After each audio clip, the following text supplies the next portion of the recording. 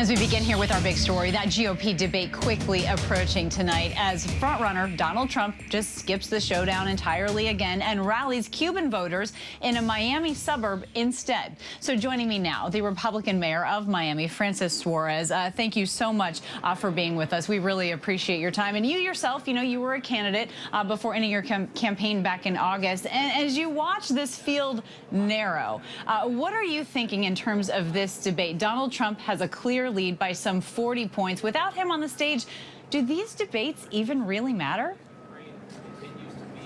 Well, first, obviously, my original hope was to be at one of these debate stages. In fact, I'm wearing the tie that I was planning to wear to the first debate right now.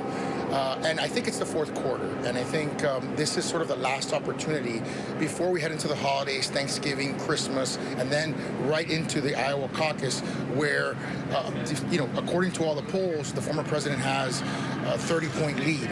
So if he wins Iowa and he wins New Hampshire shortly thereafter, it's going to be very difficult to unseat him with the momentum that he would gain from those two quick victories. So this is an opportunity for someone like, Governor Haley to potentially break out. Today I saw a poll, I think it's Trafalgar, where it had her in second place. So she's been the one that's, without the name Trump, that's been moving, that's had some level of momentum. So I think there's a lot of pressure for her, and certainly for the governor, there's a lot of pressure for him to stop the slide. Yeah, she certainly has been gaining some momentum, and as Trump has been focused on some of those early voting states. But in the past, Mr. Mayor, you've been a little bit critical of especially Ron DeSantis on a number of issues. Do you think that potentially he is a candidate that could break through with Republican voters, especially tonight? I mean, look, anything can happen. It hasn't really happened for him. I think you have to have the right personality. I'm not sure that he has the right personality to be the president of the United States. He's someone who started at 30 points, narrowly behind the former president, and he's only gone in the wrong direction.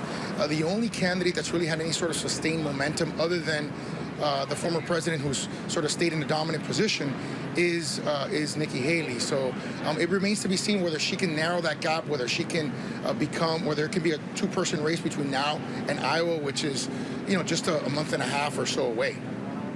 Right, and when we look at these national numbers, you are not seeing Ron DeSantis have that uptick, but he was reelected governor last year there in Florida in a landslide. Again, he doesn't seem to have the same support, though, in this presidential run, and he's not even the most popular candidate from Florida.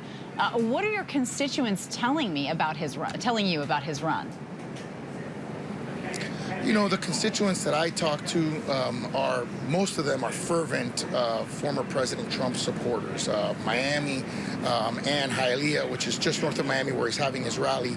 The Hispanic Republicans are very pro Donald Trump. The governor did do well in his gubernatorial election. I think there may be a sort of a presumption that he should stay as governor and that the former president should be the one running. Obviously I ran in part because I felt that there should be a generational change, and I thought that the country would benefit from a generational change. I'm not sure that's going to happen in 2024. It may have to wait till 2028. Okay, we'll keep watching you, of course. Also, though, the Republican turnout there, especially in Miami-Dade County, it's really been crucial to GOP success in Florida. So in your opinion, which one of these candidates on the stage tonight do you believe performs the best with your constituents? I think on this stage, probably the governor.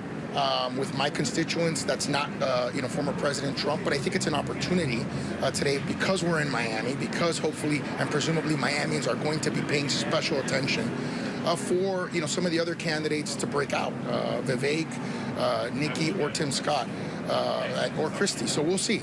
It remains to be seen, and the beauty of this is we get to enjoy tonight. Hopefully, of course, from a mayor's perspective, everything goes on without a hitch and very safely, and then we'll know in 24, 48 hours how voters reacted to it. Do you think that anybody on the stage tonight has a real shot at beating Trump? It's hard. You would think that something would have happened by now. You've had 3 presidential debates. A lot of the candidates are well known. One of the reasons why I ran is because I was wondering if the non-Trump options were known and exciting. And I think to break out, you have to be known and exciting. And it remains to be seen whether, Republicans will find the remaining candidates to be known and exciting, and as an exciting alternative. The only person, in my view, that has made any sort of headway, any sort of momentum is Nikki Haley. Like I said, she seems to have merged into the second place position, at least in one poll that I saw right before coming here. But it remains to be seen whether she can consolidate that and grow on that. Tonight's an opportunity for her. Would you consider endorsing Nikki Haley? You know, she's someone who came to City Hall, called me a rock star mayor. She went on my podcast. I have a relationship with her. I've also have had very good conversations with the former president, who called me right away when I dropped out, was effusive, and has maintained contact, his campaign with me throughout this entire process. So, you know, it's likely to be one of those two, if and when I endorse. And so, it remains to be seen when I'll do it. I'm still sort of getting out of the 5 stages of grief of having dropped out of the race myself. Okay, so your endorsement, though, would be between Nikki Haley or Donald Trump? Most likely, yes. All right, we'll be watching. Miami Mayor Francis Suarez, we really appreciate your time. Have a great time tonight at that debate. We'll, of course, all be watching. Thank you.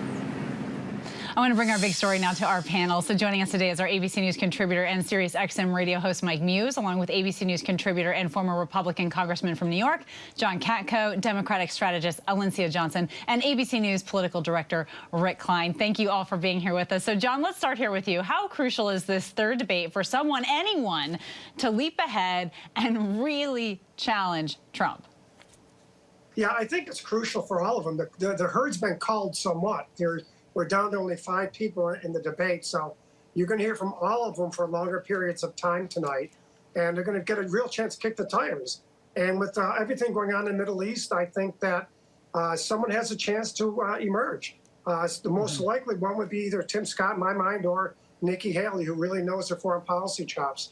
I think someone like Vivek will get exposed for his lack of experience. But overall, I think this is an opportunity. I don't think it's too late. There's too many fluid things with all the criminal prosecutions, with whether or not Biden's actually going to run next year, to say that this is over yet, because it's not. But this is a real opportunity tonight for all of them. I agree. Alencia, after some big wins for Democrats last night, especially in terms of preserving access to abortion, how do you think that the candidates will address that tonight? They'll surely be asked.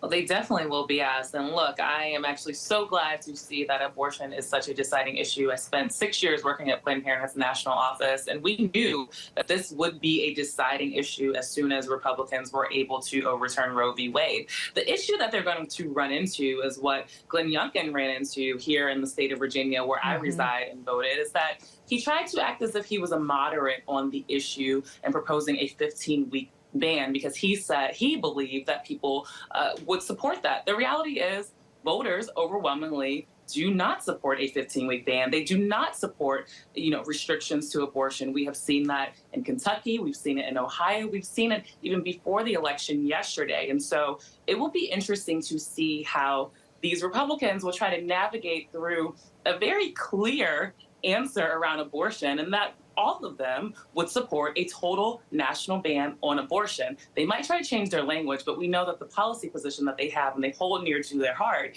is actually to continue to further restrict abortion in this country.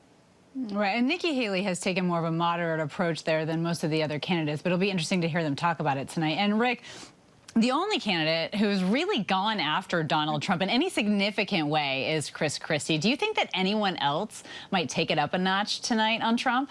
I do think we're going to see that. We saw Nikki Haley say in the last 24 hours, it's time to start finding Republicans who can win, blaming Trump for the failures yesterday. Chris Christie, of course, is saying the same thing. Ron DeSantis is also edging closer to that. And Trump's name barely came up at the second debate for a variety of reasons that are hard to kind of explain. But I think it's going to come up a lot tonight. And I do think these candidates, I think Mayor Suarez is right. Someone has to be the alternative. And I think if you're going to be the alternative, you also have to show that you're ready to beat the guy that right now has an enormous lead over everyone else. So I think they're going to start to sharpen those attacks. I'd kind of be surprised if they didn't at this stage.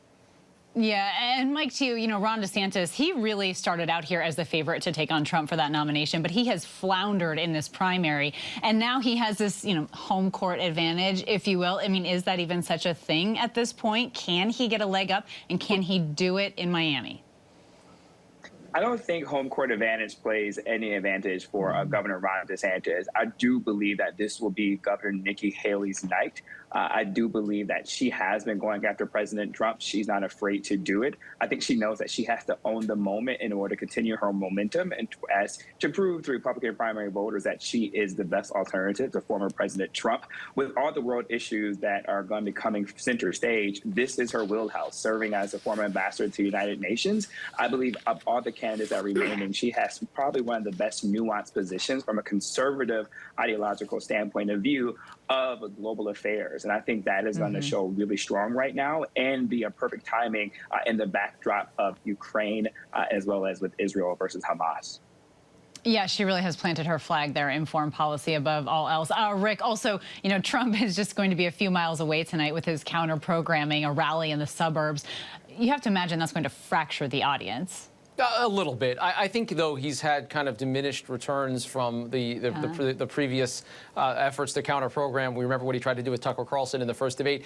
The big story tonight, and I think he knows it, is going to be the debate. The question for him is how long it lasts, and do they start to do any damage to him?